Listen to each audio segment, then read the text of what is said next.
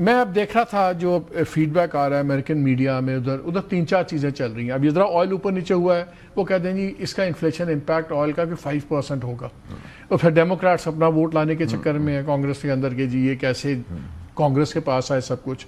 Mega والے split ہیں اس کے اوپر، وہ کہتے ہیں یہ کہ مروا دیا آپ نے اسرائیل فرسٹ. 4 ان کے بندے مارے بھی گئے ہیں اور 3 جہاز بھی گر گئے ہیں. 3 جہاز بھی گر گئے ہیں. تو کہتے ہیں کہ یہ اس کو نکلنے کی اب جلدی ہوگی کہ میں وکٹری کلیم کروں اور نکل جاؤں، ورنہ میرے مڈ ٹرم الیکشنز بڑے ڈیمیج ہوں گے.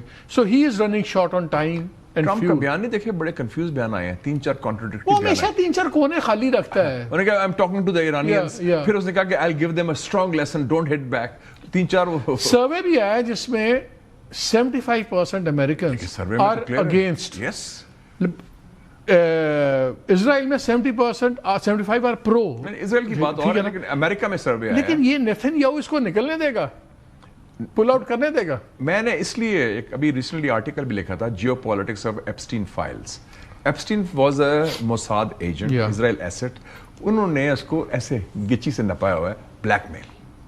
And that blackmail is with Netanyahu who as you know is the biggest بدماش in the region and survivor 30 سال سے تو وہ ہے نا. تو وہ انہوں نے Trump has been trapped. he was told کہ جی چڑی نہیں پھڑکے گی، جیسے ہم کہتے ہیں پنجابی میں 24-48 hours ہم کو مار دیں گے، we know and they'll crumble like a house of cards. that is not happening. اب وہ ہے ایران کی اسٹریٹجی کیا ہے؟ 2 چیزیں، prolong the war and escalate the war.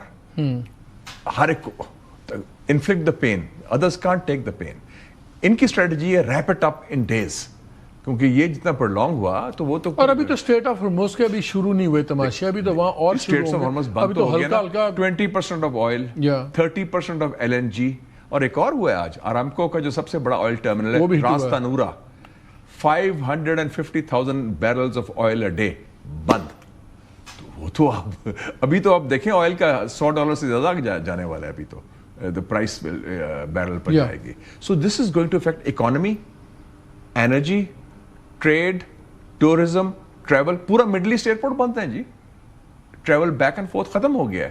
Year lines یہ تو برا حال ہو گیا. So it is now affecting. اور یورپین یونین کا ایک ملک ہے سائپرس، اس پر بھی they are also affected now. اس کے برٹش بیس پر اٹیک. ایران کے اپنے اندر بھی تو حالات کافی برے ہیں، سینکشنز ہیں، پہلے ہی مہنگائی تھی، اکانومی گری ہوئی تھی. کٹ کھانے کی کیپیسٹی ہے. وہ they are, you know, I'm sorry to use this word, it doesn't mean کہ وہ ہے کہ they can have that resilience to sustain. It's like the Afghans in the old days جو مجاہدین لڑ رہے تھے کہ وہ دیکھو. لیکن اب یہ دیکھیں یورپینز بھی سارے جو بھی ہے ٹرمپ کے ساتھ ہی کھڑے ہیں اس میں، اندر سے پورٹلز ہیں نا جی، وہ ان کے ساتھ حالانکہ اس دن سے وار E3 نے کہا ہے کہ ہم ساتھ ہیں. مڈل ایسٹ بھی سارا کھڑا ہوا اس کے ساتھ. ہاں وہ تو سارے کھڑے ہیں.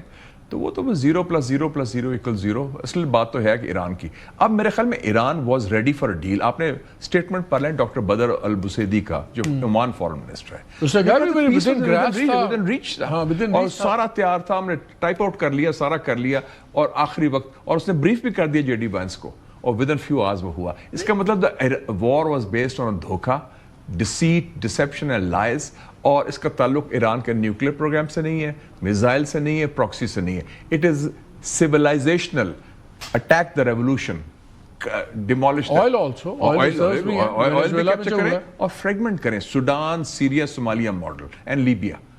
تقسیم کرو، کمزور کرو، اور پھر ان کو بکھرو، سارا کرو.